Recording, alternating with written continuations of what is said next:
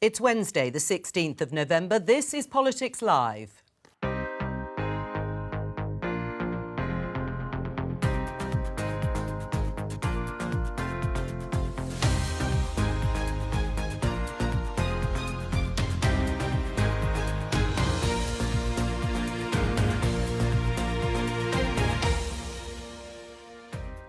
Joining me today, Conservative MP Mark Garnier, leader of Scottish Labour Anna Sarwar, contributing editor to Novara Media Ash Sarkar and former Conservative advisor Anita Boateng.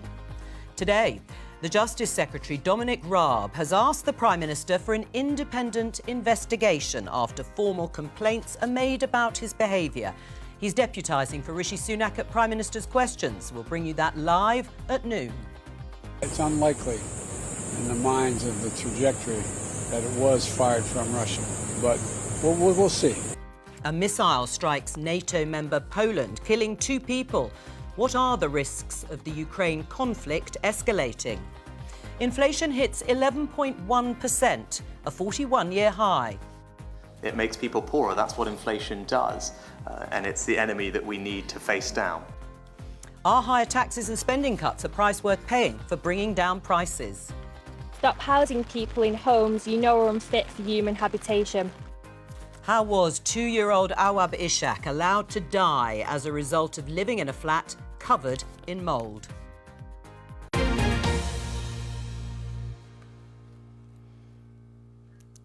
So, 45 minutes' time, we will have Prime Minister's Questions with the deputies standing in, as you heard, there for Rishi Sunak and Keir Starmer. So the Deputy Prime Minister, Dominic Raab, will be answering questions. In the last hour, though, he has tweeted this: "I have written to the Prime Minister to request an independent investigation into 2 formal complaints that have been made against me. I look forward to addressing these complaints and continuing to serve as Deputy Prime Minister, Justice Secretary and Lord Chancellor."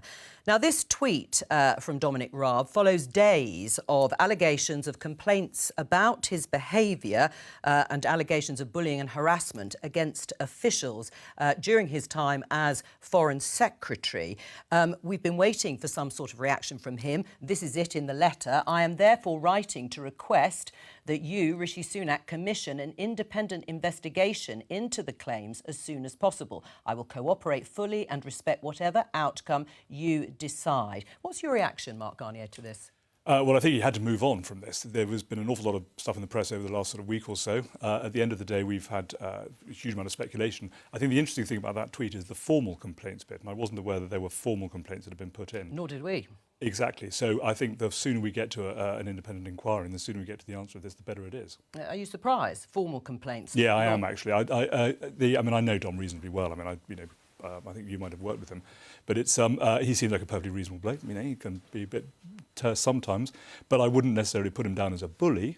But I think, look, one of the problems in politics is you get a huge amount of this background noise going on, people being accused of all sorts of different things. At the end of the day, you need some sort of formal process whereby he can either defend his name, defend his reputation, or be accused in a proper way of what is done wrong or alleged to have done wrong. Well, let's get some more detail, if we can, from the BBC's political correspondent, Layla Nathu. Layla, do we know anything more about the nature of these formal complaints? Well, Joe, I think what we do know is that the complaints have been made formally after the allegations that have been surfacing in the press. So it's not, we don't think, the case that the formal complaints have been dug up from the time dating back to Dominic Raab's stint as Foreign Secretary and Justice Secretary, but actually they have been made subsequently and recently, and Dominic Raab saying that he's only just this morning being made aware of them. We don't know the nature of the complaints, whether they relate to any specific incident as yet. And also we don't really understand what he means by formally. It's a bit of an opaque process as to how civil servants could raise concerns. It would go to the permanent secretaries of the individual departments. He's talking about 2 separate complaints at the Foreign Office and the Ministry of Justice. So it's likely that the permanent secretaries of those departments would have been made aware, and then ultimately the complaints could go to the Cabinet Office. But I think another question is what he's meaning by an independent investigation, because that again is not clear in terms of what he is calling for. Remember, there is no independent advisor on ethics, in terms of the person who advises the Prime Minister on that. That post has been vacant since Boris Johnson's time, and Rishi Sunak is understood to be in the process of appointing a replacement, but is not quite clear, certainly even in the response from Downing Street, which acknowledges Dominic Raab's letter to say, yes, I agree there should be an independent investigation. It's not actually clear yet what form that investigation will take. Leila Nathu, thank you very much. Anita, as Mark was saying, you worked with Dominic Raab. What's he like? I really liked working with Dominic. So he's been in the Ministry of Justice several times, I think 4 times, if I'm counting correctly. And so I was there for his second stint when he was a more junior minister. So Secretary of State David Lidington was kind of my boss. I found Dominic direct, quite decisive. He kind of knows what he wants and knows the style in which he likes papers to be submitted to him, etc. But I didn't get a whiff of any kind of concerns about his behaviour, and certainly nothing that would, stick in my mind or cause any concern.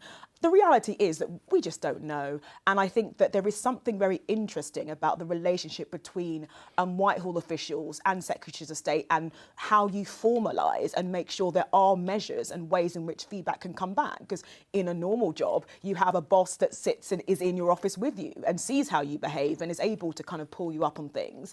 But the process within a department, the Secretary of State essentially is the boss. And so it can become very difficult if there is feedback points or anything like that. And I do think, as part of the question of whether we need an independent ethics advisor, kind of trying to create some more formal processes around feedback to ministers, actually at every level, would be better for the functioning of Parliament. I mean, Whitehall.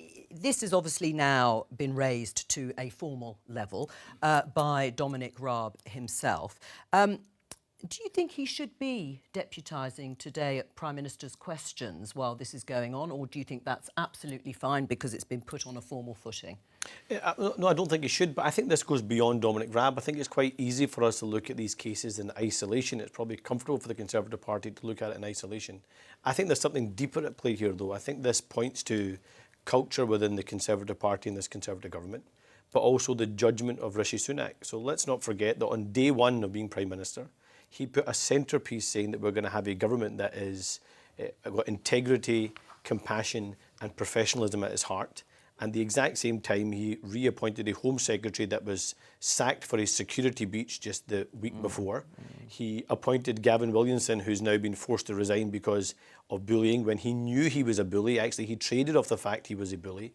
And now we have this situation with Dominic Raab. And Rishi Sunak's found the time, since he's become Prime Minister, to appoint 123 ministers. He's still not found the time to appoint an ethics advisor. So I think there's something rotten at the core of this government, which I think is undermining trust in politics. So to try and make it about one person, or what the Tories normally try to do, talk about wider politics and structures, I think there's something rotten at the heart of this government. I'll come to you in just a moment. Mark, do you want to respond to that? Is that true? Is it just now rotten at the core? There's something toxic in the political culture within the Conservative I think government. what we need to do is get an ethics advisor in there as soon as possible. And I think, look, of course he's going to appoint ministers before he appoints an ethics advisor, because you've got to run the country. I mean, you've got to have ministers.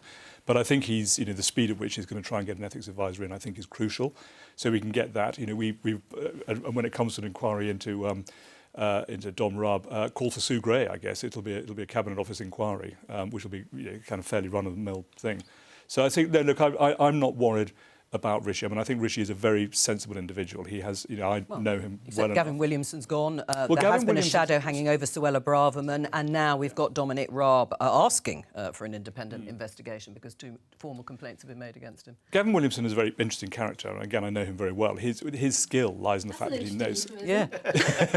Interesting character. I mean, he's someone who boasted really about his, ability to intimidate and harass MPs. I mean, there was that photo shoot he did for the Times with a whip and a little red book positioned on his desk. This wasn't something that he was embarrassed about. This was something that he flaunted. But I think there was a really interesting distinction between Gavin Williamson and Dominic Raab of very, very different individuals doing very different roles. And I just respond to Anas's point about this idea that there is something unique about Conservative MPs and positions of power. I think there are challenges. If you look at the independent complaints in Parliament about MPs' conduct, that cuts right across every single political party. And I think there is a broader issue about accountability that is not built in. And so the idea that this is unique to the Conservatives, of course we've been in power, which obviously, you know, when you get power, it just becomes more of a problem. But I think that Labour should be careful about creating I take the point about individual behaviour, and actually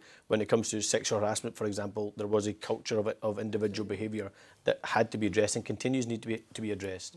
The point I'm making, though, is if you're making the centrepiece of your Prime Ministership, and the centrepiece of that being integrity, compassion and professionalism. I think it was professionalism and accountability, I think, well, were the three. Well, even worse. Whatever. Where's the accountability? And instead, as I think Ash is suggesting, Gavin Williamson wasn't appointed despite his character. He was appointed because of that flawed character. Was there else with the chief whip as what he was? Isn't that the sort of thing? But I think that this is something which is bigger than the Conservative Party, and it is that bad behaviour gets rewarded in Westminster until it's no longer politically convenient, and then it becomes a big deal and everyone acts shocked and outraged. And I think that one of the problems is that politics is transactional.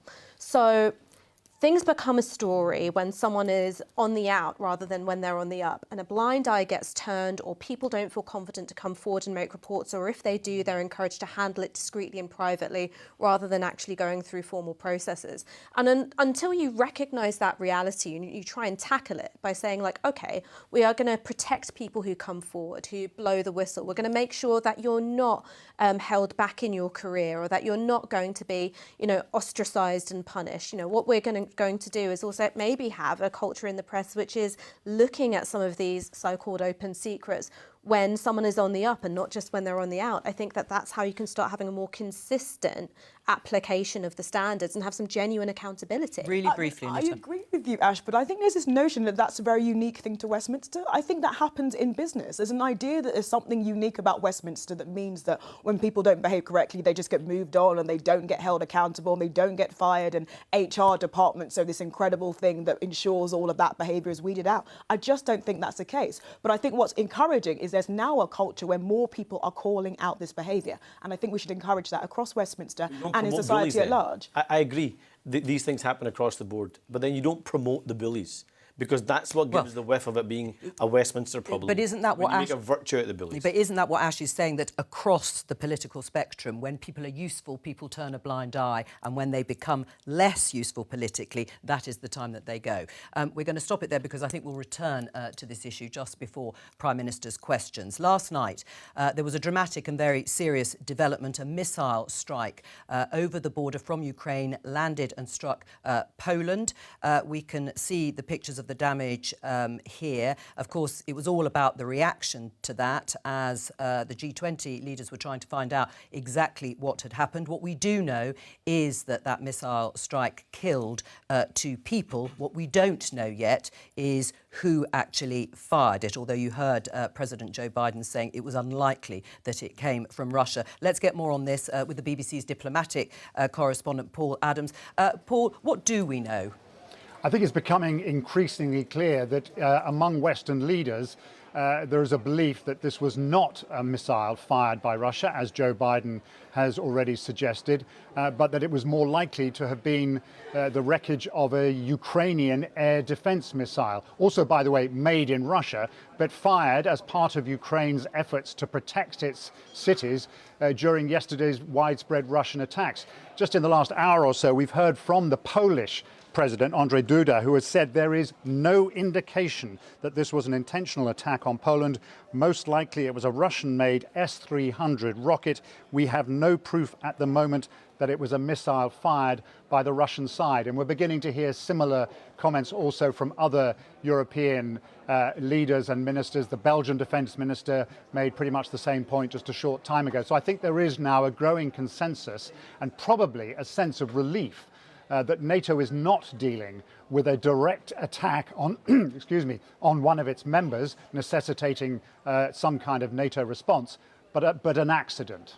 I mean, the context, of course, is ongoing Russian bombardment of Ukrainian cities, and it's against that backdrop that this strike occurred last night. And it's serious because, as you said, it struck a NATO country. What are the implications more broadly of that? Well, I think the implications are sort of slightly ebbing away because of this growing consensus that it was not deliberate. I mean, it's interesting, the Ukrainians were among a number of countries last night who were pretty quick to start pointing the finger and also to dispute the idea that it might have been one of their own missiles. The Ukrainian Foreign Minister Dmytro Kuleba said that it was a conspiracy theory to suggest that it might have been one of their own missiles. It now appears that that's probably the most likely scenario. So, in a sense, Ukraine slightly overplayed its hand yesterday for perhaps rather understandable reasons. It wants at every step to try and shore up and increase NATO support. It would love to see a no-fly zone established over its skies, but that's simply not on the cards at the moment. And I think there's a feeling in NATO that nothing that has happened in the past 24 hours needs to change radically the approach that NATO members have taken to the war in Ukraine. I think we're likely to see talk of, increasing security for NATO's eastern members, maybe a bit of help with Polish air defense and so forth, and, fundamentally an argument that none of this would be happening if Russia hadn't invaded Ukraine in the first place. Paul Adams, thank you very much. I mean, Mark, does it underline how potentially dangerous this war is, a war in Europe bordering NATO countries? Well, I think the first thing I'd say is it's just a tragedy that two people who are going about their innocent lives in a neutral country, there's nothing to do with this, have been killed as collateral damage. But I'm very reassured by the fact that it was a Russian-built rocket, but it was very quickly established that it was not fired by the Russians, and the fact that we've got so much intelligence going on there demonstrates to me that actually we're not going to necessarily find ourselves falling into a all-out shooting war between NATO and Russia. Anas? Look, I would agree with that, what Mark said. Of course, it's a relief that we're not going to see an expansion and an escalation of what is already a very tragic situation. But we shouldn't forget that lives have been lost in Poland, and that's going to be an extremely worrying situation for all those that are neighbours of Ukraine. I think the challenge for us now is how we get a semblance of control and try and still continue to put pressure on Vladimir Putin to bring an end to this conflict, because ultimately that's what's going to get us out of this hole rather than this continued war that we see in Ukraine. I mean, there was a communique out of the G20, but obviously Russia is part of that. It was slightly more hard line with the G7 and Rishi Sunak using the words barbaric and Joe Biden to describe the war. But as Anna said, is there anything that can be done at this point really to try and draw this to a close in any way? I think this speaks to just why tensions were so high and why there was so much concern that it may have been a Russian attack, because the big question hanging over the conflict at the moment is, with the liberation of Kherson, is how is Vladimir Putin going to respond to the fact that this is not a military intervention which has gone the way that he had planned. He had called it a special policing operation. He had expected it to be a very straightforward incursion into Ukrainian territory, and the Ukrainians have fought fiercely, very well. It's been very difficult. There's been huge Russian losses. So this question mark has been hanging over Vladimir Putin. Is he somebody who is going to attempt to try and find a landing zone for a negotiated peace, in which he can emerge with his pride intact? Or is he going to, fight to the end? There's been conversations about, tactical nuclear weapons. It's been really, really worrying. I don't think that we are in a kind of space where there is an obvious landing zone for a negotiated and lasting peace settlement. But what there is I think, a great sense of relief, as Mark said, that intelligence was able to ascertain very quickly that this wasn't a Russian attack, probably, and we didn't end up accidentally in an all-out hot war. Yeah, I mean, are you reassured by the fact that there was a slight pause until facts, as we know them, it hasn't been completely verified, established that it was unlikely that it actually came from Russia? Yes, of course, that is reassuring, but it underscores. I mean, Ash made some really important points there about Kherson, like the dynamic dynamics of this conflict have changed, and that is a good thing for the Ukrainian people, of course, but it does mean that we are looking at a conflict that could go on for years, and there is a lot of collateral damage, not just in terms of displacements of people in Ukraine, but all the things that we've now seen, tragic loss of life outside of Ukraine, and that is going to continue. And I think the thing that this conflict has really underscored is that as much as we can understand the practical considerations around conflict and geopolitical challenges in Eastern Europe, what we don't understand is the psychology of Vladimir Putin and what he might do next and what might happen. So trying to see a landing zone or any kind of path to resolution of this conflict, it's very difficult. Rishi Sunak was clear, as other world leaders expressed at the G20, that the global economy continues to be adversely affected by Russia's war in Ukraine. One of the external factors they put down to rising inflation, for example, and those inflation rates have come out today.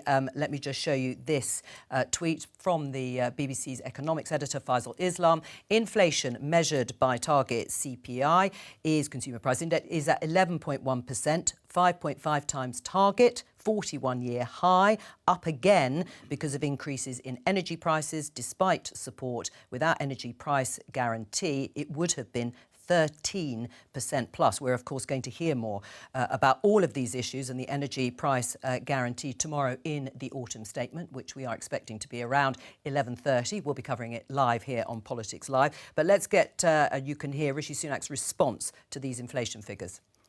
My absolute number one priority is making sure that we deal with the economic situation that we face at home. With more news of inflation today, it's the number one thing that's on people's minds. It's the thing that's causing most anxiety. Opening up bills, seeing the emails come in with rising prices, and that's why it's right that we grip it.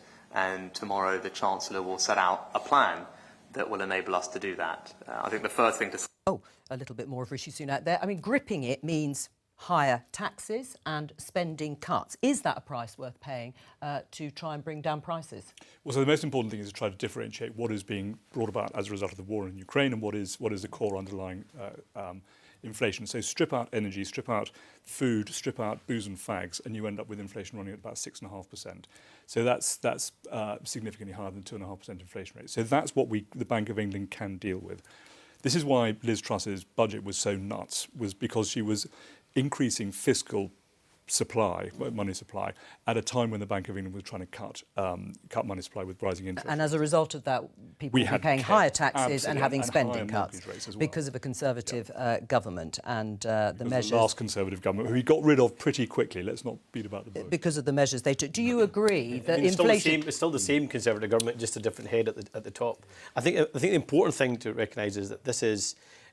Of course, people are going to point to the mini-budget, and the mini-budget has made life a lot more difficult in terms of expanding the size of that black hole, meaning money that could have been used to try and challenge some of those inflationary pressures is instead now having to go plug the holes that were created by the chaos of that mini-budget. One of the biggest drivers of the inflation is energy price. And I know that Faisal's tweet obviously focuses on the energy price guarantee in terms of households, but actually the increase in energy prices for businesses across the country... there has been help for businesses too, of course. But nowhere near enough support in terms of if you want to really pull down inflation in terms of what's happening with businesses. And unless we get an approach there and pull down inflation, we're still going to see massive challenges. But my fear is we're going to have a budget that focuses on correcting mistakes rather than actually focusing on the underlying causes of the inflation.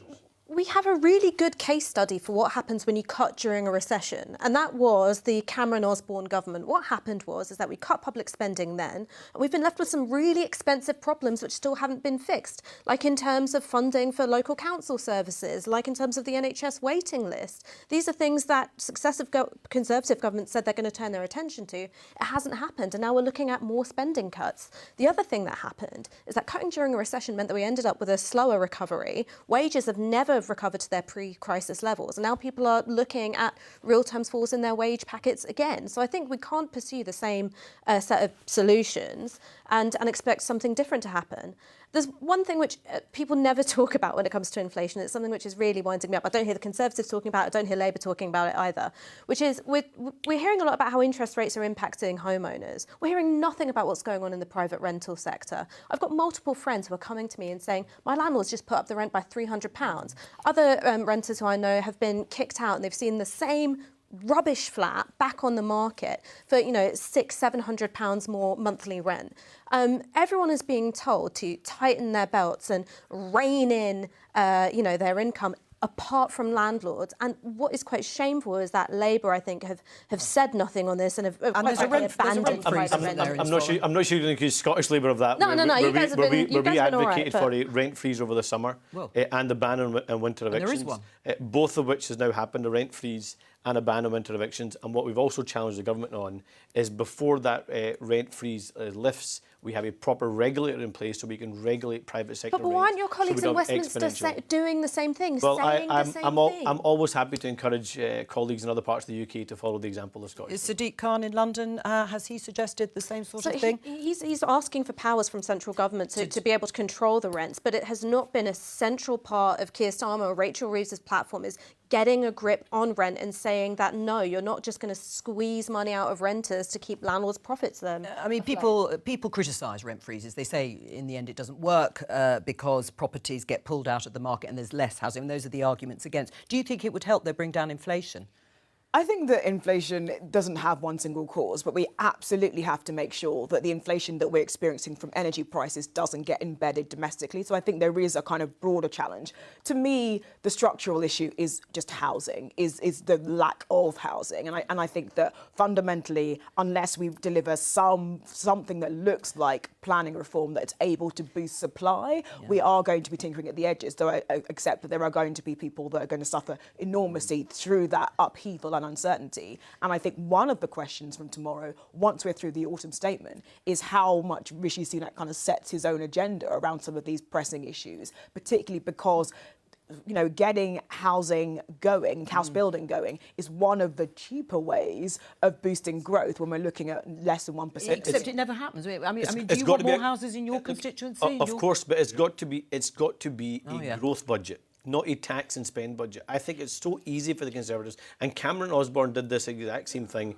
where they pretended a growth budget. It was a disaster. Well, no, come on. Liz Truss might have called it a growth budget, but it certainly wasn't a growth budget. A proper plan for growth, a pretense that somehow this entire strategy is all either about tax rises on working people or cutting spending on vital public services. Actually, there are fairer forms of taxation, the windfall tax being one example of that. But they're going to do that, Anna. So, I mean, the truth is that Labour would have to do pretty well the same thing. Scrapping non-dom state is another example, but a proper growth strategy, borrowing the right money to invest rather than borrowing for revenue. Well, borrowing the right money, of course, that's the problem when it comes to the markets, or that's what Liz Truss and Kwasi Kwarteng discovered. But they were borrowing to do tax cuts. That's very different from borrowing. They were borrowing to try to increase the money supply into the economy, to boost the economy. Well, let's not let's not relitigate exactly what went on then, because the point on housing, I was asking you, let's stick with that for a moment, because of course we've got that dreadful story of the toddler who died in a one-bedroom flat from mould all over the property.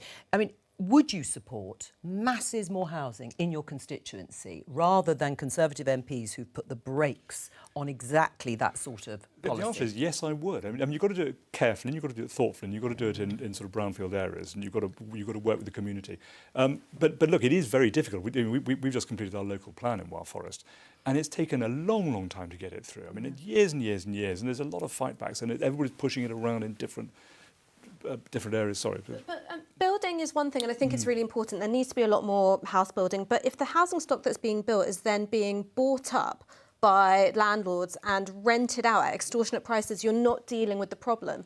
If the housing that you're building is, still, 10 or 15 times the median income, that's the problem. So unless you're going to deal with the price of housing question, building it is almost neither here nor there. So the key thing is your affordability ratio. So we've had very, very low interest rates. There's a huge amount of liquidity around largely because of quantitative easing. So it's been very easy for people who have assets to be able to go and borrow more money to buy more assets. And this is what we've seen with the buy-to-let market. Now, the problem is the cost of money is going up, the cost of mortgages is going up, and your affordability ratio is becoming more challenging for those people who want to buy houses. So you're absolutely right. We've got I think it's about 11.5 times average earnings as the average house price. When I bought my first house, back in the 80s. You're just going to upset me. Yeah. No, I really am. You will be four upset. times. It was 4 times. But there were a lot of different rules and at the time. So, for example, amazingly, women weren't considered to be worthy of being included in the calculation by mortgage companies. You could only have 3.5 times your disposable income on the mortgages. So there are all these rules at the time. When they changed, you changed the affordability ratio, so it went up. And this is the problem. Rising interest rates hit the affordability ratio, and prices will come down. It needs to look at affordability. It needs to look at energy security in terms of proper insulation, but also having properly funded district heat systems is also really important. So you can actually again have some local growth coming from what's happening with your housing policy and wider strategy. Going back to the horrific case that you mentioned, I think it should shame people right across our political system and across our wider society that anything like that is happening in modern day Britain. That is completely unacceptable and disgusting, and it demonstrates the depth of the challenge that we've got to face. And we're going to talk about that later on. Do you agree?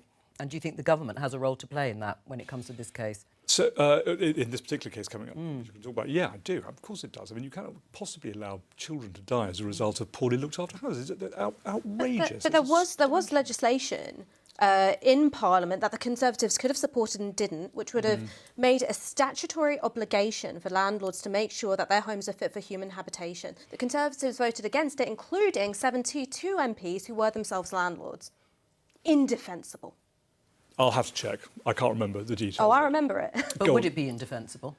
So there's a whole lot of different things, and one of which is regulation and enforcement, actually. So you've got to be able to enforce these things. So you can make up all the rules you want. If you can't enforce them, they don't stack up to a hill of. But right now, I've got no rules, no enforcement. There are decent home standards that that landlords get held to, and I do think that, just to say that, I think that renting is an important part of the housing mix. There are absolutely going to be people that require the flexibility, or for many other reasons will prefer to rent than to own. But I do think that decent homes has got to be kind of running through, and I think Michael Gove actually has been very active on the housing front, and I think it's a good thing that he's back in DLUC because he knows the sector well and actually is quite a radical reforming Secretary of State. So I think it'd be really interesting to see, and particularly he's been looking at renting. Right, we're going to come back to this issue after Prime Minister's questions. Just briefly before we move on, I think you mentioned, Mark, about rising interest rates, that being seen as the tool also to control inflation. But, Anita, if rising inflation is due to external factors as well as domestic, particularly as the government keeps saying the war in Ukraine, why make people poorer by increasing interest rates to get a grip on inflation? Well, because inflation hurts absolutely everyone. Inflation is crippling. And if we get to the situation where the energy prices result in inflation that then gets embedded in terms of people obviously rightly and understandably individually seeking wage rises, which then kind of heats and adds to the pressure of this thing, you could end up in a cycle from which we cannot escape. And so the good thing is that what we're coming to at the moment with Jeremy Hunt tomorrow and with the Bank of England is they're rowing in the same direction. They understand that because we've got unemployment low, there is a lot, the economy is running fairly hot, and they do need to cool it down in order to get a grip of inflation, which makes everybody poorer. I mean, like, what those euphemisms actually mean is that people are going to lose their jobs. They're going to be thrown onto the mercy of a universal credit system, which is totally inadequate for dealing with their costs, and they're going to have to take further cuts to pay after a decade of lost wage growth. That's what cooling down the economy means. And just say that directly to people. Say that you're going to get poorer because that's what's good for the economy. I would also add to that their mortgages are going to go up and they're going to risk losing their homes. And they've got a Tory premium on their mortgages, which is going to be catastrophic for the housing market. So this is fundamentally wrong. So the first point is that you've got to look at the core inflation rate, not the overall inflation rate. Core inflation is 6.5%, so you have a core inflation that is outside of the stuff that's coming in from Ukraine. That's number one. Number two is if you want to do something about this, you've got to change the remit of the Bank of England. So if you don't want the Bank of England to intervene and keep inflation at 2.5%, then you've got to change that. And that's the important point. You can't blame the government on this. It's the Bank of England having to intervene. Do you accept, Mark? Of course I accept there's global inflation pressures. Of course I do. But do you accept that there's a specific problem here in the UK where we are stagnating and lagging against comparable economies elsewhere in the world because of decisions that have been made here in this country? We can't just keep blaming things that happen abroad. I absolutely do. So for that there part, are two extra. So for that part, we are now having to spend billions of pounds to correct our own mistakes in terms of the Conservative government, rather than that money going directly to support people to get us through this crisis? We need to work out what the cost of Brexit has been. I think we have to accept that there has been a hit to our economy, and that has resulted in a drop-off in tax receipts. So but that was a referendum. Everybody got behind that. We're going to pause there and talk about Donald Trump because he announced this. Let's take a listen. In order to make America great and glorious again, I am tonight announcing my candidacy for President of the United States. This is not a task for a politician or a conventional candidate. This is a task for a great movement that embodies the courage, confidence, and the spirit of the American people. Because this is not just a campaign. This is a quest to save our country. Talking about saving our country. What do you think of his chances this time, Ash? Well, I think that things have changed a lot. One is that the Republicans, even when out of power, have pushed through some really unpopular policies like overturning Roe v. Wade. Those were Republican-appointed Supreme Court judges. Had implications. Two is you've also had Joe Biden use the opportunity to push through things like student debt forgiveness, which have been really popular with young people. And that's played out in the midterms. You had good turnout from millennials and people from, Gen Z. Yes, they voted on those issues, didn't they? Voted on those issues, turned out, and it meant that you had, Trump-style candidates like Kari Lake, Doug Mastriano, faltering. So I don't think it's going to be quite the same. Right. I mean, do you agree, Anita? It's interesting. The context that Ash is setting out is actually the Republicans didn't materialise in a red wave. Those candidates that were sort of Trump supporting didn't do as well as people thought. So how would you assess his chances? But interesting, he's gone for it anyway, partly because he'd set it up to do so. I mean, I don't think that Donald Trump was ever not going to attempt this. I really think that, the way that you lose obviously dictates how you think you can get back. But I think the fundamental issue, and there's a reason why a lot of the Republican establishment do not want Donald Trump back, and that is because most people have made their minds up about Donald Trump. And he does have, of course, a huge number of people that just strongly and really emphatically back him. But what they need to take the presidency is a number of people that will swing to Donald Trump. And I think that the idea of bringing back someone for whom, most people have already decided and made their decision known at the last election, it's just not a good look for them. And so I think that Ron DeSantis will give him a considerable run for his money, and I really think he's got a very good chance of clinching it. You agree with that Ron DeSantis will give him a run for his money? Well, I think that what Ron DeSantis is less good at is being a populist who's talking about the forgotten, left behind American way that Donald Trump did. But what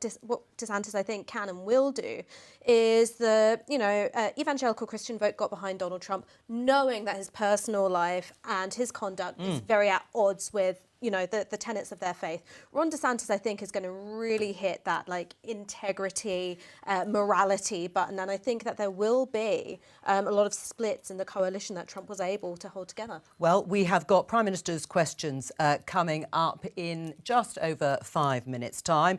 It will be the clash of the deputies, Dominic Raab and Angela Rayner.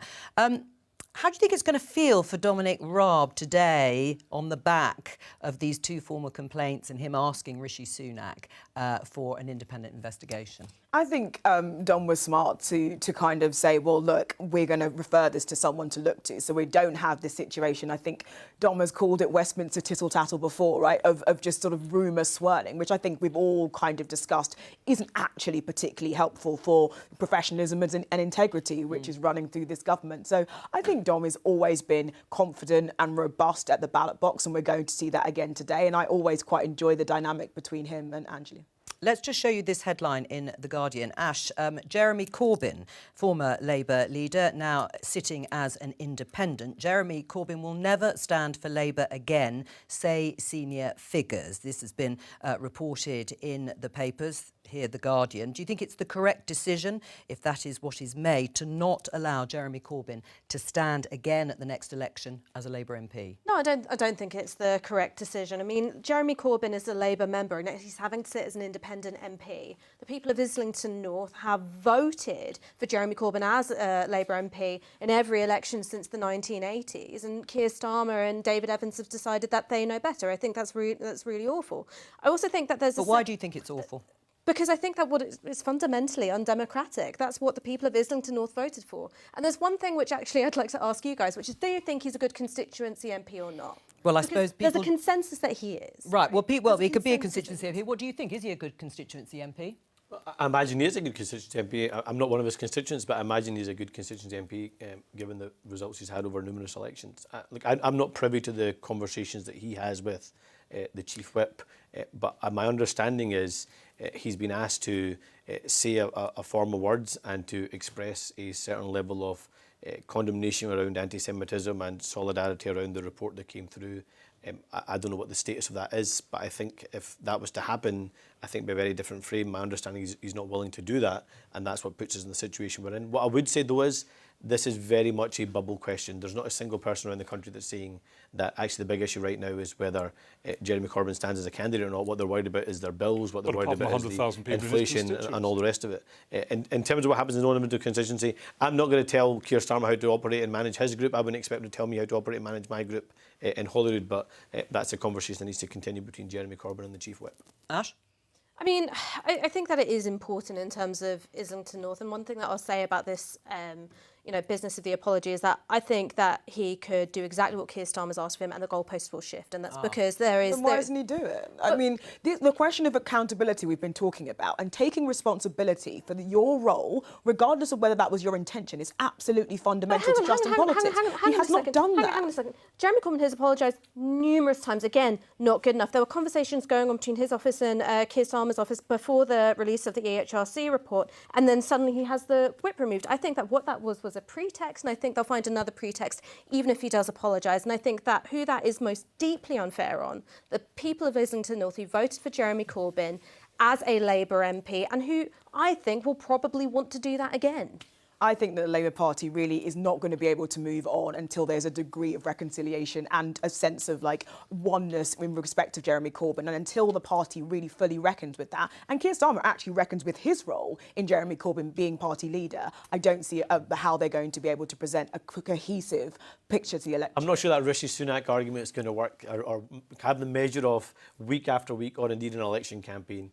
I think people can see that the chaos and divisions coming very much from the Conservative Party, not the Labour Party. But this is a self-inflicted wound, right? This is Labour briefing about Jeremy Corbyn at the weekend. So then you're leading into a week where the big story is inflation. You're arguing about Jeremy Corbyn again. It would be much easier to just keep him about it. Well, I'm not sure who's doing the briefing. I mean, I certainly don't talk about what's happening in Islington. I talk about what's happening in Scotland, and I would imagine you can't I would urge Labour colleagues to focus on the election rather than what's happening in Islington. You can't accuse the Conservatives of being the same as it was under Liz Truss and try and pretend Labour is different as it was under Jeremy Corbyn. The same people around the cabinet table, the same government people around making decisions that impact on people. I would love if we were around the table making decisions that impact on people's lives for the last 12 years. We haven't been. You're the opposition. We've been in opposition where we haven't been able to change people's lives. So you're not an effective opposition? The Conservatives have been in government, but we haven't been an effective opposition. That's why we've lost elections. And that's why we're going to be an effective opposition now. But more important than that, a credible government.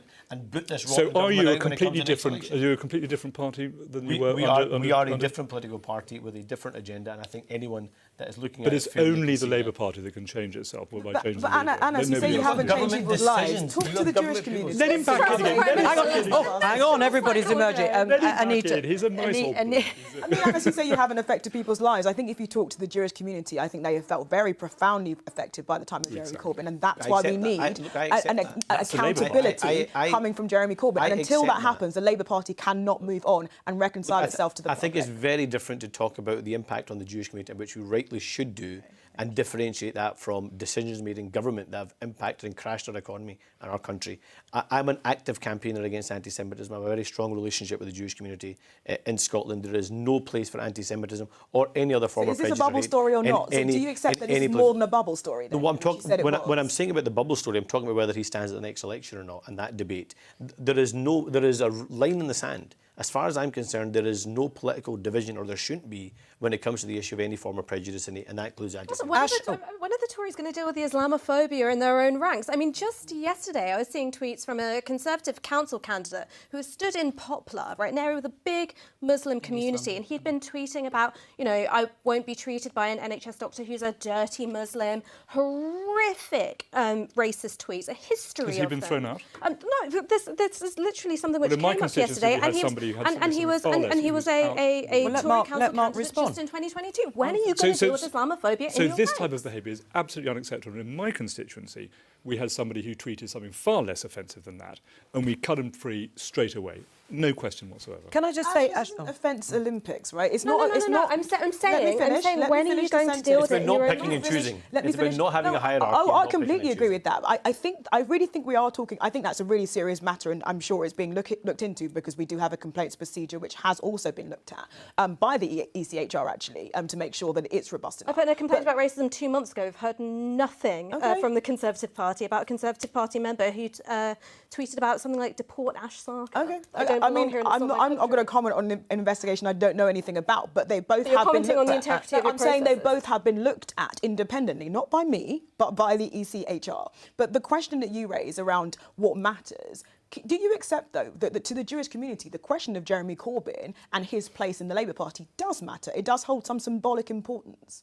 Of course it does, and I think the Jewish community can see the robust approach taken by Keir Starmer to root out anti-Semitism and to say that we are not going to pick and choose, we're not going to have a hierarchy of prejudice, and there is no place for any form of prejudice in the Labour Party or across wider society. Just to say that Dominic Raab, Deputy Prime Minister, has taken his place waiting for PMQs in a few moments' time.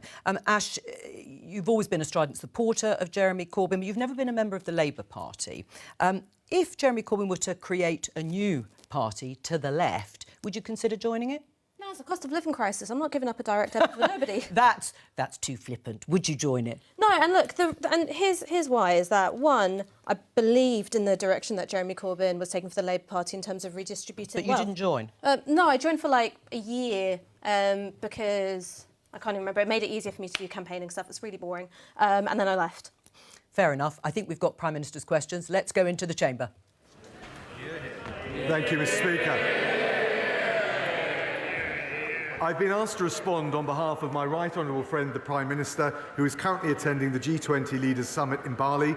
May I also say, Mr. Speaker, after the missile strike in Poland yesterday, that we reaffirm our solidarity with Poland, we express our condolences with the victims, and we're working with our allies to determine precisely what happened, and the Foreign Secretary will be making a statement shortly.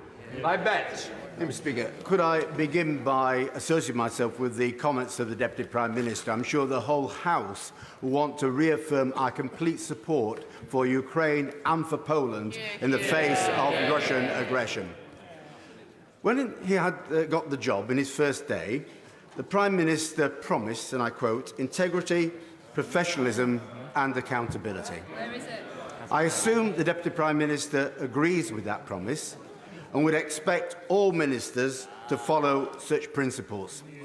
Therefore, does the Deputy Prime Minister also agree that in line with his promise, the Prime Minister should ensure that no minister who has a complaint of bullying upheld against them should continue to serve in his government? Can I thank the honourable gentleman and thank him for his shared solidarity on the issue in Poland. He's right to quote what the Prime Minister said, and I take it as an article of personal faith that we behave with absolute integrity and accountability.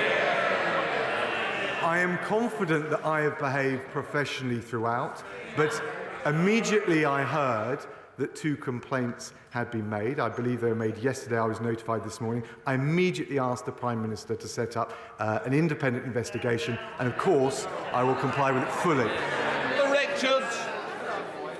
Last week, many of my constituents are celebrating Gurpurab of Guru Nanak Dev Ji, who travelled the world with an important message about equality and seva, selfless service. It's something we see running through many of the actions carried out by Sikhs and others in my constituency of West Bromwich East through organisations like Midlands Langar Seva Society and Guru Har Rai Gurdwara. Would my right honourable friend join me in thanking the community for their ongoing seva and extend his best wishes for Gurpurab? Deputy Prime Minister. Can I thank my honourable friend at this important time of year for the Sikh community and the Sikh faith? I join with her in what she said. The Sikh community make an outstanding contribution in her constituency with the Midland Langar Seva Society and the Guru Har Rai Gurdwara in her constituency, but they also make an amazing contribution to the whole country, and we're grateful for it. Deputy Leader Angela Rayner. Thank you, Mr Speaker. And can I share the Deputy Prime Minister's remarks regarding the Sikh community and, most importantly, about the incident in Poland last night? I know the whole House stands united in our support for the Ukrainian people and sends condolences for the tragic loss of life. And Britain has an unshakable commitment to NATO and our allies, including Poland. The government has rightly requested we establish the facts and avoid unhelpful speculation, so I understand that the Deputy Prime Minister might not be able to go further today. But does he agree that last night's events aside, the fact that Russia is launching missile attacks on Ukrainian civilian infrastructure whilst world leaders meet shows the utter contempt that Putin has for international order? Deputy Prime Minister. Can I thank the Right Honourable Lady? I entirely agree with what she said. President Putin started this war, and whatever the determination made in relation to the events yesterday, they result, whether directly or indirectly, from the unlawful aggression perpetrated by the Russian government. And that's why the Prime Minister is out at the G20, rallying support, making sure we wean ourselves off energy dependence on Russia, making sure we make sure we've got the energy supply from other parts of the world. And I agree with what she said 100%. Angela Ray. Thank you, Mr Speaker, and it's right that we condemn Putin in his strongest terms. But the G20 is also an opportunity to work together to tackle the economic challenges we all face. Yet as our international allies race to crack down on multinationals using tax havens to stash profits abroad, this government is dragging its feet to protect their profits. We have a budget tomorrow, Mr Speaker, where it's briefed that tough choices will be impacting on families across Britain. Does he accept that every pound hidden in tax havens is a pound lost from the pockets of working families? Prime Minister. Well, can I thank the Honourable Lady? I mean, look, we want people to come to this country, to create the jobs and to generate the tax revenue. Whether it's non-dom status, which was stricter under this government, given the changes we made, than under the last Labour government.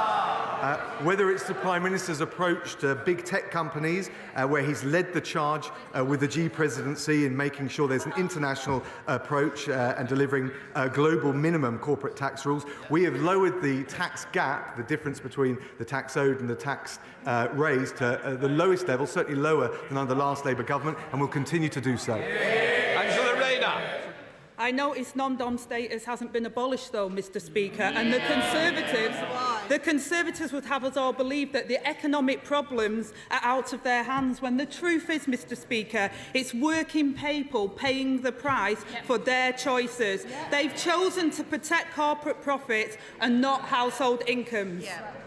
There are 38 countries in the OECD two-year growth league table. Where does the UK rank in that table? Deputy Prime Minister. Thank her. She'll know that on the latest data, unemployment remains at a 50-year low. Well, she's saying the Shadow's Chancellor is saying it's gone up. It's half the level left by the last Labour government.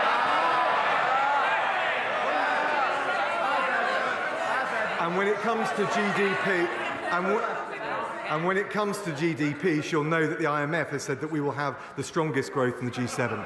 Angela Rayner. Mr Speaker, I think the economic situation families face speaks for itself. But I'll answer the question for the Deputy Prime Minister. The answer is 38 out of 38 on growth. If there was a World Cup for growth, we wouldn't even qualify. Working people are paying the price for 12 years of Tory failure. The wrong choices by the wrong people. Now, after days of dodging and denial, this morning, the Deputy Prime Minister finally acknowledged formal complaints about his misconduct. But his letter contains no hint of admission or apology. This is anti-bullying. This is anti-bullying week. Will he apologise? Deputy Prime Minister. Can I thank the Right Honourable Lady? Look, in terms of the economic challenges which are global, caused by COVID and the war in Ukraine, we've got a plan to grip inflation, balance the books and drive economic growth. If we listen to the Honourable Lady, debt would go up, unemployment would go up and working Britons would pay the price.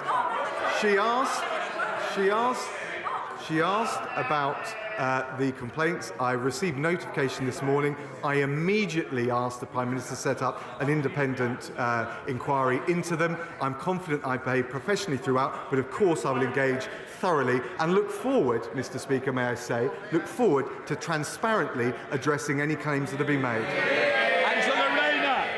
So, Mr. Speaker, let me get this straight. He has had to demand an investigation into himself because the Prime Minister is too weak to get a grip. A Prime Minister in office less than a month, with a disgraced Cabinet Minister resigned with his good wishes, the Home Secretary who breached the ministerial code and risked national security still clings on, and now the Prime Minister defends his deputy whose behaviour has been described as abrasive, controlling and demeaning.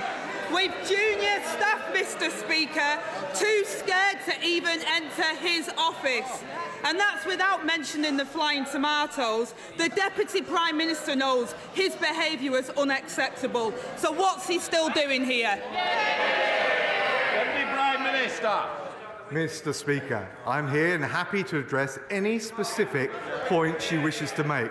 Well, that never happened, she says, from a sedentary position, and I will thoroughly rebut and refute any of the claims that have been made. She hasn't, in fact, put a specific point to me. If she wishes to do so, and this is her opportunity, I'd be very glad to address it. Angela Rayner. Mr. Speaker. Thank you. Angela Rayner. Thank you, Mr. Speaker. Maybe he just doesn't think there's a problem, or maybe he's suggesting that civil servants are liars. Now he's reportedly banned from meeting junior staff without supervision. While we await an inquiry the Prime Minister hasn't even instigated, from a watchdog he hasn't even appointed. In the Prime Minister's letter, he did not say how and when this will be investigated or by who. No ethics, no integrity and no mandate, and still no ethics advisor. So when will they appoint an independent ethics advisor and drain the swamp? Mr. Speaker, the recruitment of the new ethics advisor is already underway and taking place at pace.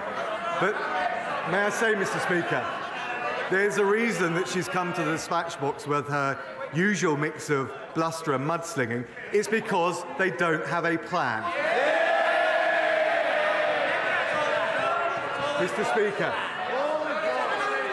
Mr. Speaker, we're helping people into work. She's in hock to the unions.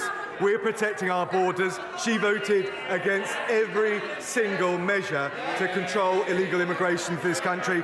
We're delivering cleaner growth and energy security. She wants to send billions in reparation payments abroad. The British people want a government that can deal with the real challenges, and they're not up to it. Lucy Allen. Thank you, Mr. Speaker. Hope House Children's Hospice provides dedicated end-of-life care to children from Telford and across Shropshire. This Sunday, Hope House is holding an online fundraiser called the Big Night In, and they aim to beat last year's target of £500,000. Among the fabulous prizes are premium tickets to the Telford Steam Railway Polar Express. Winners will enjoy a Christmas adventure to the North Pole, complete with hot chocolate, cookies, golden tickets, and the first gift of Christmas from Santa, which is the reindeer's silver bell. Please will the Deputy Prime Minister log on to Hope House Children's Hospice Big Night In this Sunday, and if he's lucky enough to win a pair of tickets to the Telford Polar Express, I shall be delighted to go to the North Pole with him. Can I thank you to go there? Be careful. Can I thank my honourable friend and congratulate her and Hope House Children's Hospice for the amazing work they do. I've been working very closely with Shooting Star Child Hospices, which is a similar organisation in my constituency. If she ever gets bored of the trains, I jumped out of an aeroplane at 15,000 feet to raise money for Shooting Star. She'd find it a thoroughly enjoyable experience. Deputy Leader of the SNP, Kirsten Oswald. Thank you, Mr. Speaker. And can I associate myself and my colleagues with the remarks made about the immense contribution of our Sikh communities?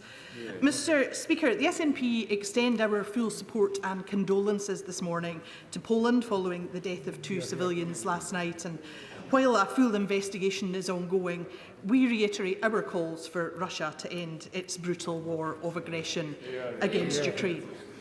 Mr. Speaker, yesterday the Prime Minister was asked 6 different times to apologise for the disaster of the Tory mini-budget and the financial crisis it caused. And all 6 times he refused to say sorry. And now, this morning, people are waking up to the news that this Christmas they will be hit with the worst inflation in 41 years. So will the Deputy Prime Minister stand up today and do what his boss wouldn't? Will he say sorry? Deputy Prime Minister. Can I thank the Honourable Lady for what she said, both about Poland, but also about the importance of our solidarity with the international community against the appalling illegal invasion by Russia of Ukraine. Look, in terms of inflation, clearly that is a problem. I think as Chancellor and now as Prime Minister, and for months, it has been this Prime Minister who has been making clear that it is the #1 economic challenge we face. We've got a plan to grip inflation, to balance the books, to drive economic growth, and my right honourable friend the Chancellor will be making a statement tomorrow, the autumn statement, which will set out our plan to take the Scottish people and everyone across the United Kingdom through these challenges. Oswald. Thank you, Mr. Speaker. Mr. Speaker, if they can't even say sorry for the mess that they've made, what hope do we have of them fixing it? Because let's be clear, tomorrow's budget is imposing austerity 2.0 on all of our constituents. That is the political choice that the Tories are making. But there are always different and better choices. Only this week, the Scottish Child's Payment rose to £25 a week. That's a 150% increase in 8 months, and it will help 400,000 children. So if the Tories won't say sorry for the mess that they have made, will they at least make the right choice for once?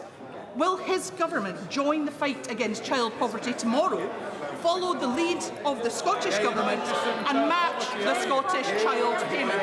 Deputy Prime Minister. The Honourable Lady will know that we are facing challenges that are faced all around the world because of COVID, because of the war in Ukraine.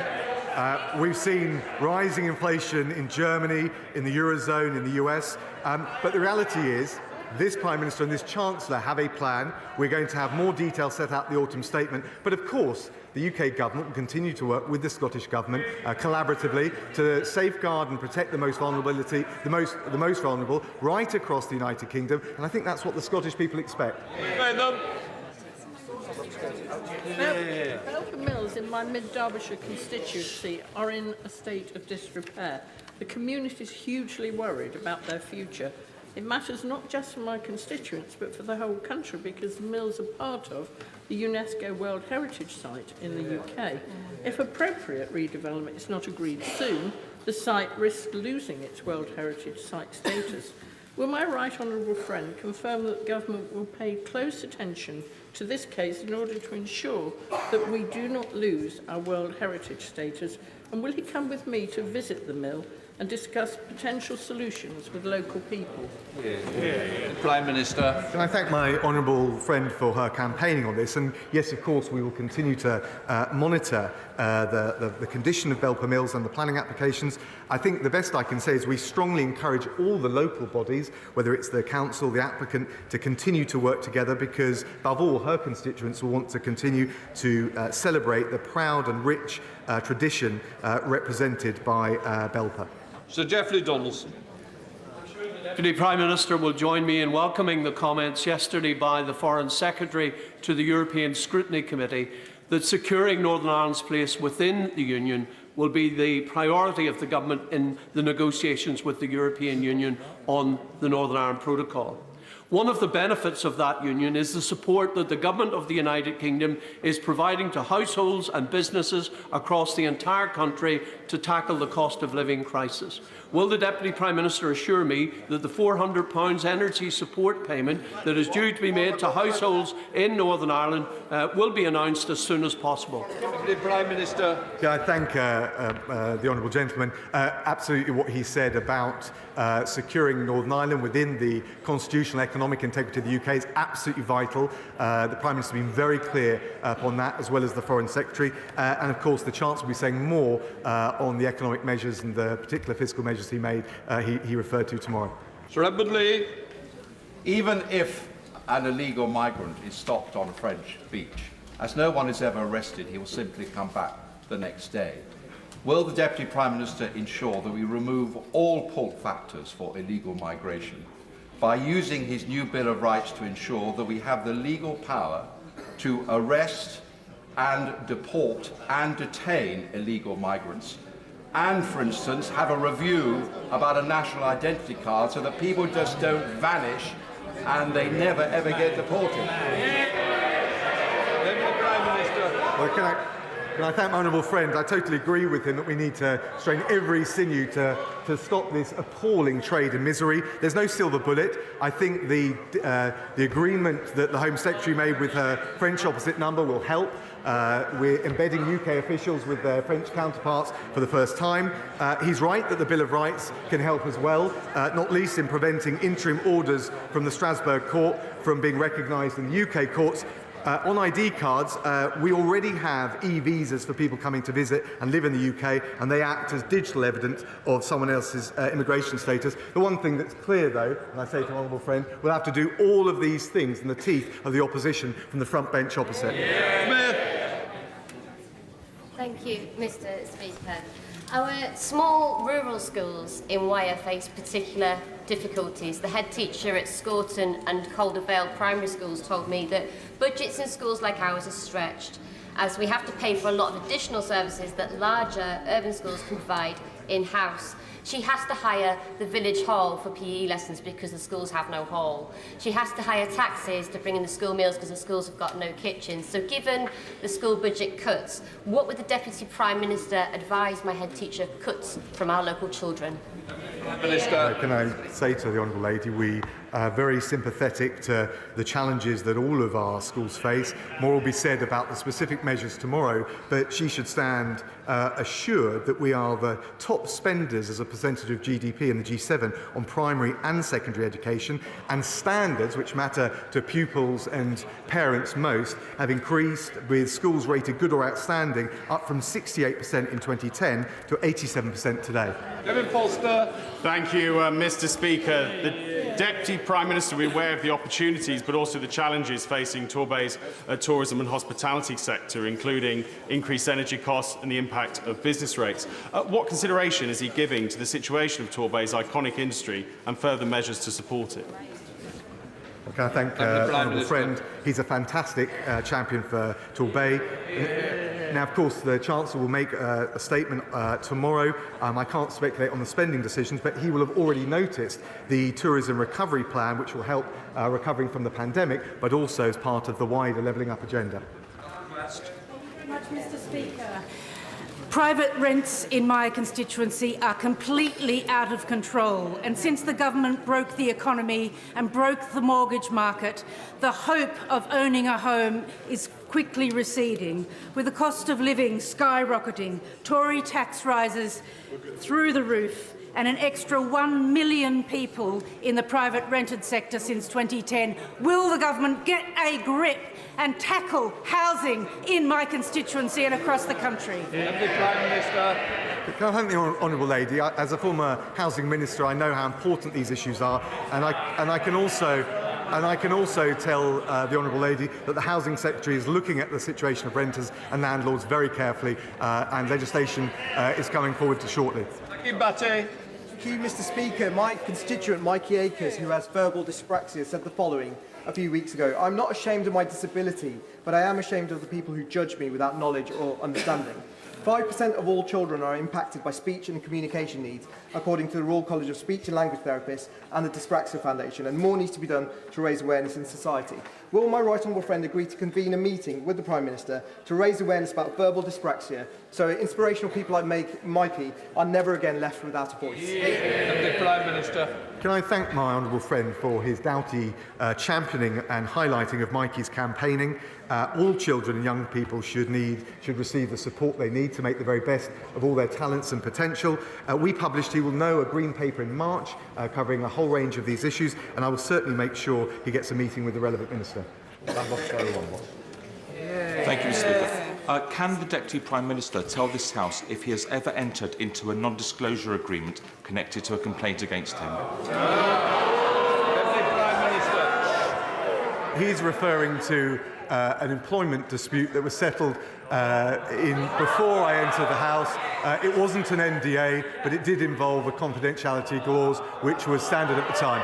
Harriet Baldwin. Thank you, Mr. Speaker. And all our constituents want to see an end to the dangerous and illegal crossings of the Channel. And one of the best ways to do that is to make sure that services are delivered in the first safe place that refugees flee to.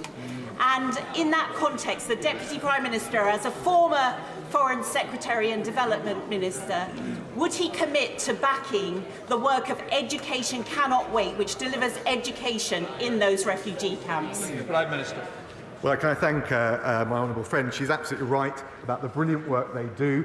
She will know how important the campaign for girls' education was, both the last Prime Minister but also this Prime Minister, and we will certainly look at what more we can do to support the brilliant work, particularly for children growing up in camps like that. Dr. Rupert. Thank you, Mr. Speaker. Does the Deputy PM's comeback, which I congratulate him on, and the new direction of tomorrow signal that the ban on no-fault evictions from the last manifesto is all back on after zilch from the last PM? And if so, can he, by emergency powers if necessary, get it on the statute book so no family, on a whim, gets left out in the cold this winter? Prime Minister. I know my right honourable friend, the Housing Secretary, is looking at all of these matters. He would have heard what she said, and I won't prejudice what further measures he's going to come forward with, but I will ask him to write to you to address the specific proposals you're making.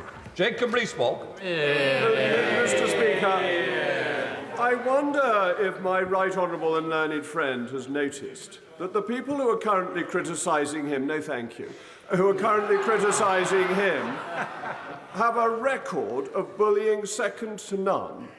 A Labour Member of Parliament left Parliament because of anti-Semitic bullying. A distinguished BBC journalist needed bodyguards at Labour Party conferences. And a current member of the Labour Party opposite, a right honourable member, was suspended from the service of this House for bullying. Does he think, as I do, that this is at the very least hypercritical, and maybe a stronger word that is not necessarily parliamentary?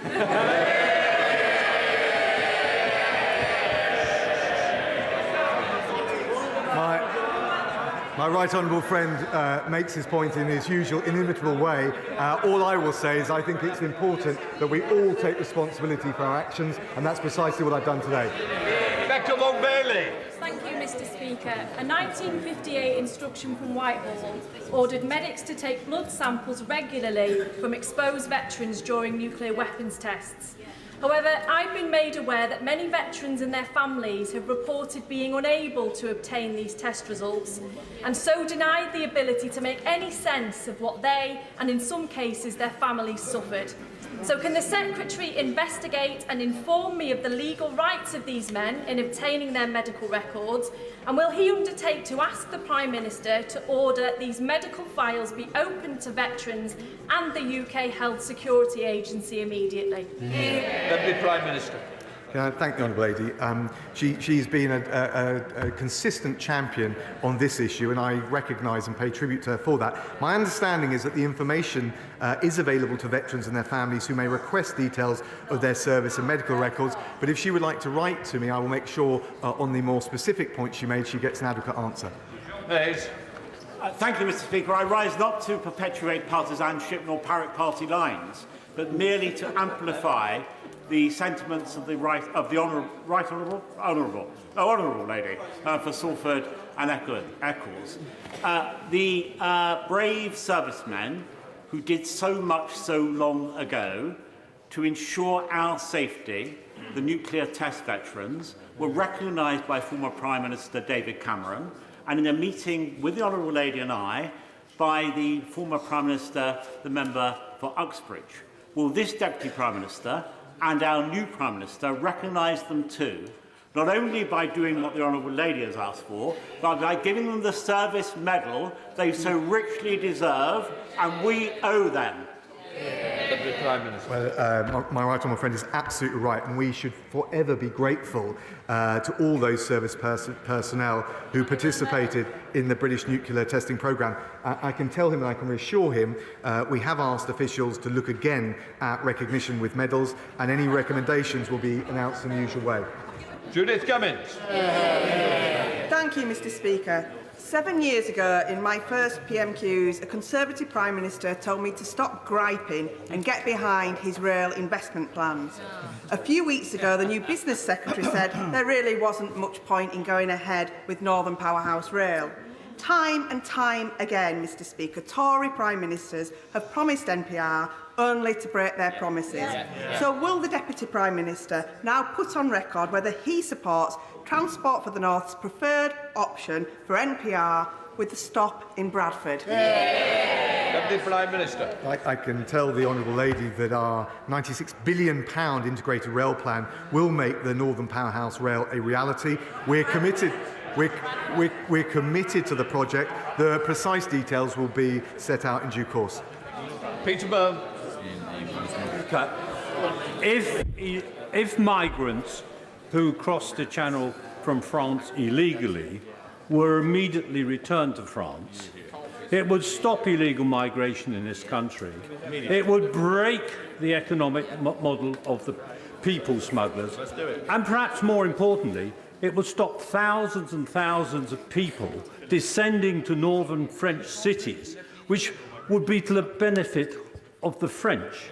So, Mr. Speaker, when the Prime Minister spoke to the French President, was a returns policy discussed? And if so, what was the Prime Minister? What was the President's response? Can I thank my honourable friend? He's absolutely right to raise this issue. I can't tell him the precise readout from the meeting. I haven't seen it yet. What I can tell him is, of course, the Home Secretary's deal, an agreement with her French opposite number, means a 40% increase in officers patrolling beaches in northern France. For the first time ever, UK officers will be embedded with their French counterparts. There'll be investment in port security infrastructure, more technology and more wider European cooperation. We have taken all of these measures and all in the teeth of the opposition of the front bench opposite. They've opposed every single measure that we've taken to stop illegal immigration, including things where you'd think there was cross-party consensus, like life sentences for those traffickers that prey on human misery. Mr. Speaker, it's not trade unions who have run public services to the ground, it's the Tories. It's not asylum seekers fleeing war and famine who are inflaming tensions, it's the Tories. And it's not those in low-paid jobs who are trashing the economy. Again, it's the Tories. So can the Deputy Prime Minister inform the House when this Tory government will finally accept responsibility for their economic, social and political mismanagement rather than blaming everyone else? Deputy Prime Minister. Well, Mr. Speaker, it's not a matter of blaming anyone, it's a matter of the team effort, the shared endeavour, working with the Scottish Government to make sure we get a grip on inflation, the number one priority. And it's got to be said, if the Honourable Lady takes the position that we agree with inflation-busting pay rises, as difficult as these decisions are, we will only see inflation stay and prolong for longer. That will hurt the most vulnerable in our communities, whether it's in Scotland or across the rest of the UK. Anderson. We have a brilliant Home Secretary, but the Deputy Prime Minister will be aware of a wicked, ambitious bullying campaign led by the opposition, to get us sacked over the past 4 weeks or so. So can the Deputy Prime Minister please reassure me and the people of Ashfield that the Home Secretary will be given all the tools that she needs to solve the migrant crisis and keep the bully boys out of number 10?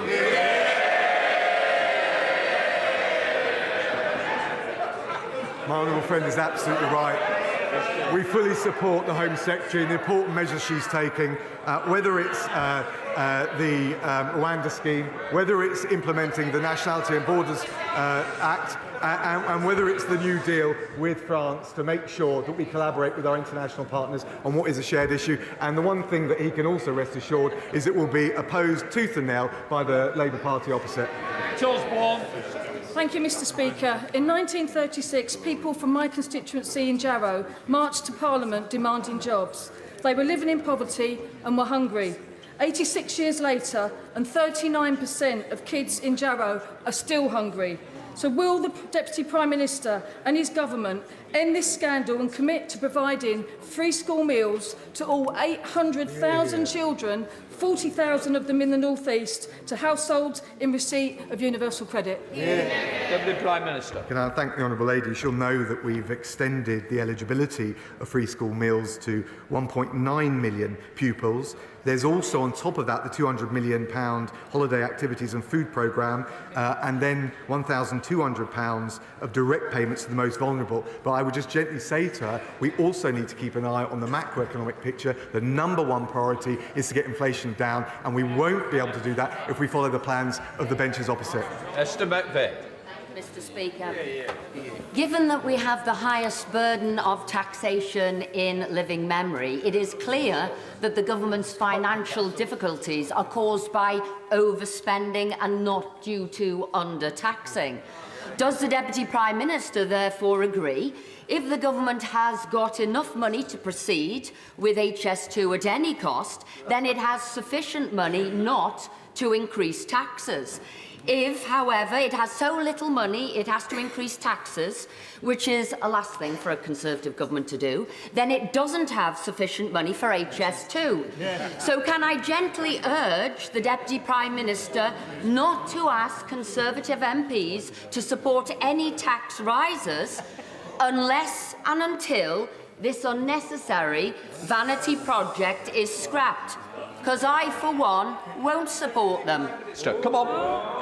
Can I thank my right honourable friend? I think I followed the various steps of logic in that question. I understand her opposition to HS2. I think we've got some very difficult decisions to make. They will inevitably involve a balanced approach. I will leave it to the Chancellor to set them out in the autumn statement tomorrow. David. Thank you, Mr. Speaker. In my Caerphilly constituency, we have 5 food banks.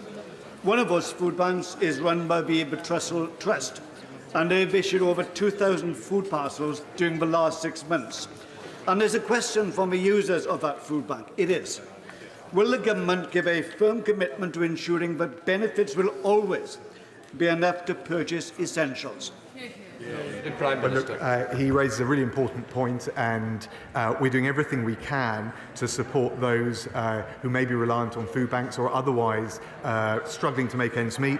He can see that, the honourable friend can see that with the £1,200 cost of living support that are going to the 8 million most vulnerable households, with the energy price guarantee and further measures for pensioners. My right honourable friend, the Chancellor, will set out further measures tomorrow. But of course, as I said before, the number one priority is getting inflation down. We won't be able to do that if we follow the spending plans of the party opposite. Final question, Salmon Hall. Thank you, Mr. Speaker. My right honourable friend is also the Justice Secretary, and everybody in this House, irrespective of party, will know for the reputation of this House that standards are important. He has said that from the dispatch box this afternoon. Am I naive, however, in response to some of the points raised by members opposite? Am I naive to still believe in that good British tradition that one is innocent until proven guilty? Well, he makes an important point, and of course, and I've said I will cooperate fully with the independent investigation. In fact, I welcome the opportunity to address these complaints. I think, though, it is important that we have zero tolerance for any bullying, and we hold the highest standards in public life, and it's important on all of us to adhere to those standards. Right, that completes Prime Minister's questions. That brings us to the end of this week's Prime Minister's Questions. Welcome to viewers on the BBC News Channel. It was, in fact, a clash of the deputies, the Deputy Prime Minister Dominic Raab and Labour's Deputy Leader Angela Rayner. Let's welcome our guests for this part of Politics Live. For the Government, Culture Minister Paul Scully. For Labour, Bridget Phillipson, Shadow Education Secretary, and the BBC's Deputy Political Editor here with us, Vicky Young. Vicky, it was a slightly difficult Prime Minister's Questions. It sort of ended a little bit like it started around Dominic Raab himself, because just an hour before Prime Minister's Questions, he released a tweet, a statement, if you like, saying that he'd just been notified of 2 formal complaints that have been made against him and his behaviour, and it follows other allegations that have been reported earlier on. Angela Rayner took him to task on that very issue, but at the moment we don't really know enough, do we, except that he has made this request to Rishi Sunak and says he'll cooperate.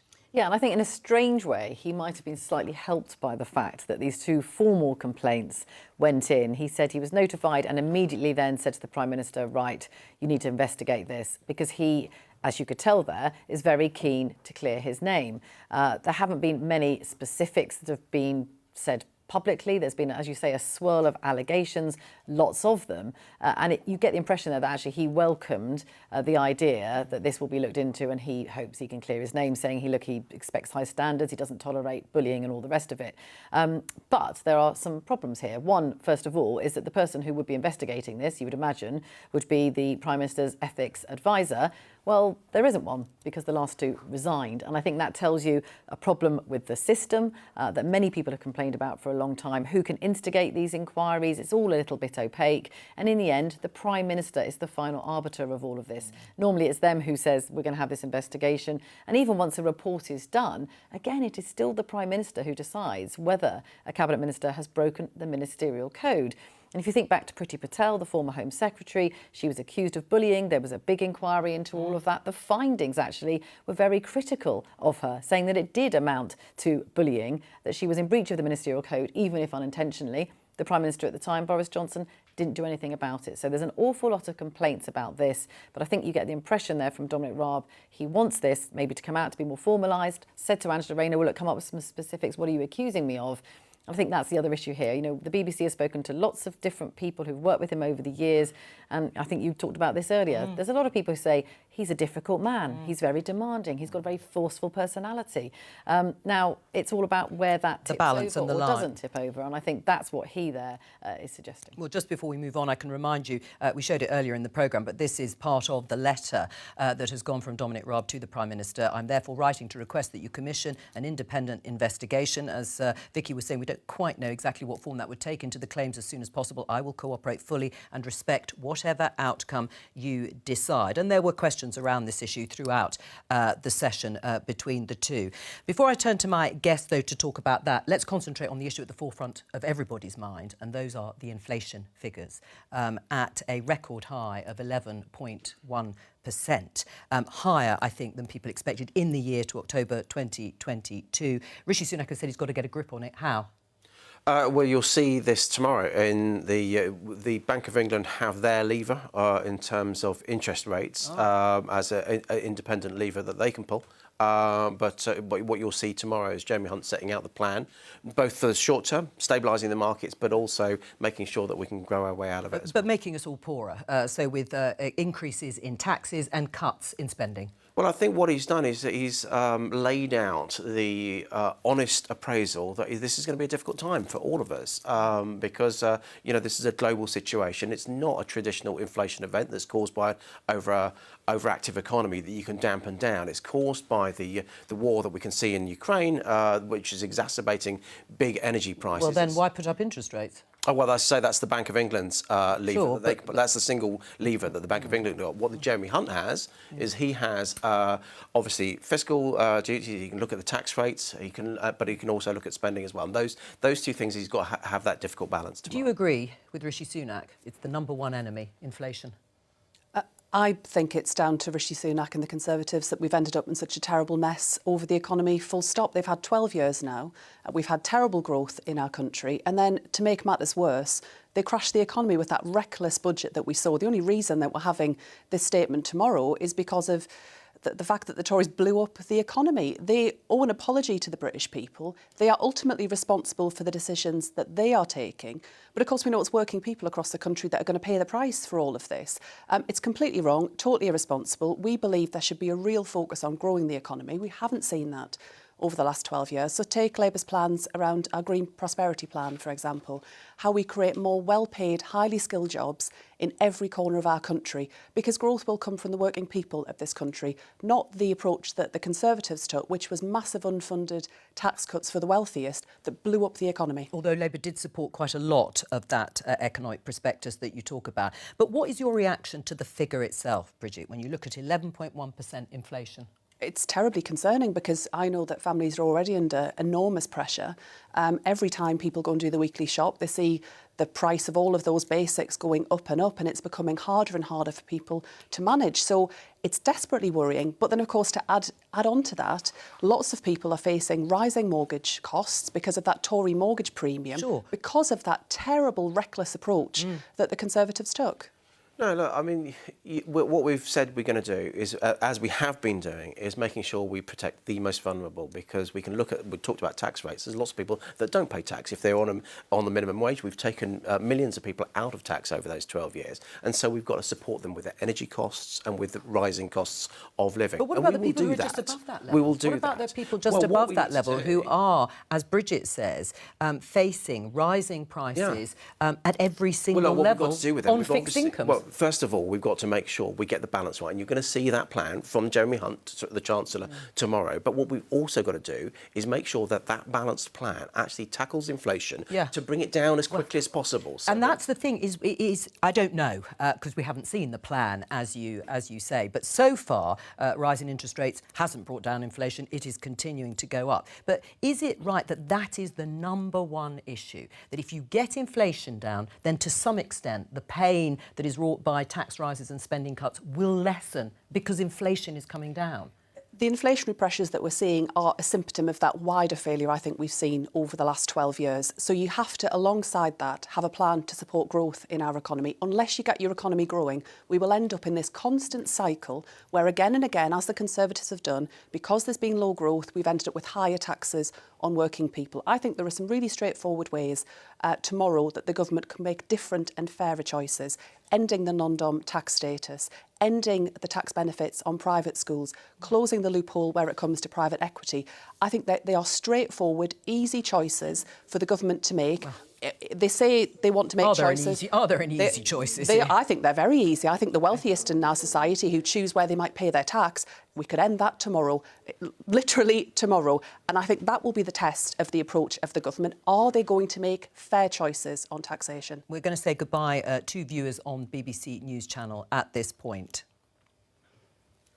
Paul, on that issue, what about the non-dom status? What about just getting rid of that? It would apparently bring in just over £3 billion, so that you can't be resident here and actually be domiciled abroad and not have to pay tax here on your foreign income. I think what you've got to do with all of this is you've got to look at the dynamic modelling of it, because you can actually just have a simple cost of it. I mean, Bridget talked about adding costs to taking away the tax status of independent schools. So actually what that does, all of the people that are struggling to pay the fees rather than the ultra-rich would actually take them out of independent schools. That would put a pressure on state schools. The evidence doesn't support that, well, it is interesting. I mean, I think you find there's about 25, 30% around that sort of figure that would actually reevaluate that. There is no evidence to bear that out. Might be worth having a look at the ISC survey on that. I'm well aware of the evidence. This is something that we should do. But that's what I mean about dynamic modelling. So you can't just take a single figure. OK, fine, they pay around this amount of VAT, therefore, if you remove that, that will just go back into... Private schools don't deserve to retain that charitable status. Our state schools are under massive pressure, and you're defending £1.7 billion in tax breaks for private schools. You're going to add to that pressure. But in terms of non-dom status, in terms of non-dom status, you do need a certain mobility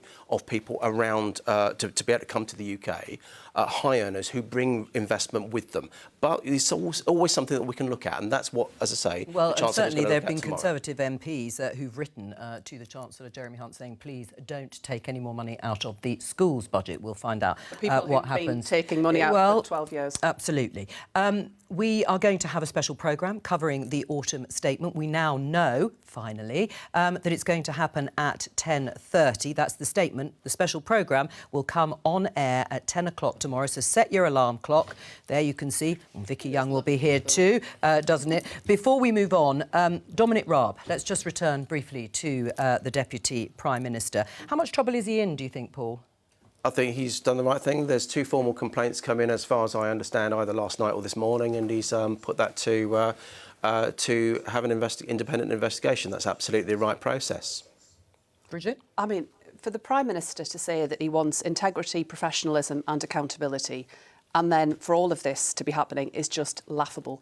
And you've got Suella Braverman back in the Cabinet, even when she breached national security. You've got serious allegations around the Deputy Prime Minister, and you had Gavin Williamson returning as well. All of this is just a sorry picture, and we don't have this independent advisor. I mean, it remains to be seen who's going to do this report. These are allegations to start with on Dominic Raab and the former... When we had the previous Speaker of the House, John Bercow, who was investigated by an independent inquiry in Parliament, and the inquiry said, had he still been in Parliament, we would have been recommending expulsion. What did the Labour Party do? They actually did nothing, because actually having that Speaker in the chair was helping them undermine the biggest democratic event. You have got the timeline wrong on that, but Paul, I'm afraid. The Labour Party absolutely knew what John Bercow was accused of and did nothing about it. I was on that committee and voted for an investigation because it suited their agenda at the time. It does nothing for politics if you start undermining that process. But there is a process in place for Dominic Raab. All right. It's absolutely. We don't want to support bullying, and it's right that inquiry takes place.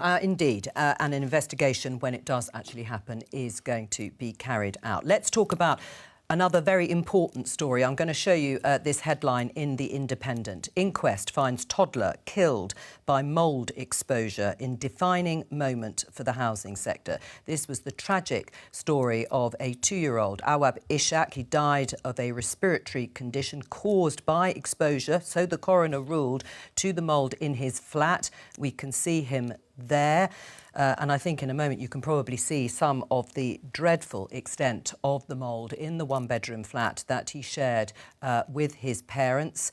It was run by Rochdale Boroughwood Housing. Those pictures will come in a moment, because I want to welcome our guest, social housing campaigner, Kwajo Twenaboa. Very good to have you here. What was your reaction to the story? We can see those pictures now. I mean, absolutely frustrating. It's devastating that this has happened to this young boy. He's ultimately paid the highest price that you can, and that's his life is gone now due to neglect and the fact that he was living in conditions not even fit for animals to be living in. Now, he is one of many around the country. There's absolutely thousands. Over the last 18 months, I've been going around the country after living in poor conditions myself, speaking to tenants up and down the country who are in similar conditions. And in terms of damp and mould, for example, over the last 18 months, I've had 300 individual households, 300 families reach out to me complaining of living in damp and mould, and they had been complaining to their landlords but ignored. That's why they're reaching out to me. And it ranges from tenants who are extremely vulnerable. In one case, a tenant dying from stage 4 lung cancer, living in a home filled with damp and mould, and young children, time and time again, I'm hearing, are subject to the same conditions. Paul?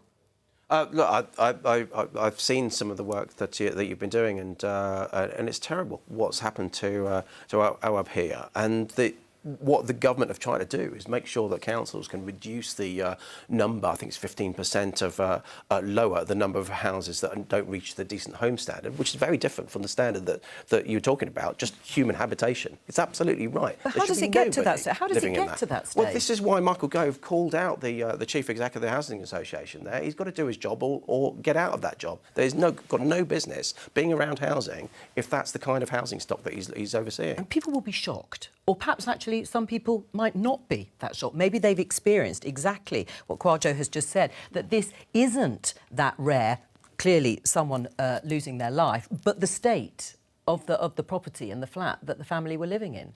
This is absolutely appalling and just an avoidable tragedy. You know, a young child has lost his life in the most dreadful circumstances. And I also see more and more cases of people living in really poor conditions, and that, that is replicated right across the country. And of course there should be action to make sure this doesn't happen. There's action taken at a local level, but this is also about the role for government too, I believe, around the need for more legislation, fresh legislation to deal with this, to make sure that we do have decent standards for everyone right across our country. And that will also involve taking action where there is clear abuse that's taking place, but also how we modernise homes for the 21st century too. We need to see that as a matter of urgency right across our housing stock. What do you make of how politicians are dealing with this issue? I see, the raw end of things and speak to tenants living in unimaginable conditions. I don't think, and I'm going to say right now, housing has been seen as a political priority, not just for the current government, but I think consecutive governments have let down tenants. I think, yes, it's become worse over the last 12 years and changes are being made currently, with the social housing regulation bill. But since Grenfell, we talked about lessons being learned. I'm now here discussing a 2-year-old boy who's died as a result of negligence and the conditions he was having to live in. Nearly 5.5 years on since that. If lessons were learned, why are we here talking about this? From what I've seen, no lessons have been learned, and I think the government needs to be doing more across Westminster to tackle the issue of poor housing and speak up for tenants who don't have a voice. Right, the Levelling Up Secretary Michael Gove has called the incident, of course, an unacceptable tragedy, but warned housing bosses they will be held to account. What is the government going to do? Well, in terms of Grenfell, there's plenty that we've done although it will take time to tackle the cladding and building safety. You've got to remain safe in your home in the first place. But then you talk about conditions. It was something that was cross-party agreement when I think it was Karen Buck's Private Members Bill went through on having homes fit for human habitation. Yes, we've got to hold them to account to that standard, right, which is a pretty low standard. Let's face it. But there is a longer term thing that we've got to do, and that's supply. But somebody has to be held responsible, don't they, Paul? So is it the housing association? Well, ultimately, if you've got housing associations that are housing people in their stock, then clear, and that stock is not fit for human habitation. I want to make the point that over the last 18 months, and I've spoken to thousands of tenants up and down the country from multiple housing associations and council, no boss has lost their job or directors board being held accountable as a result of subjecting tenants to these conditions. Not only that, I want to make the point that in terms of poor housing, it impacts other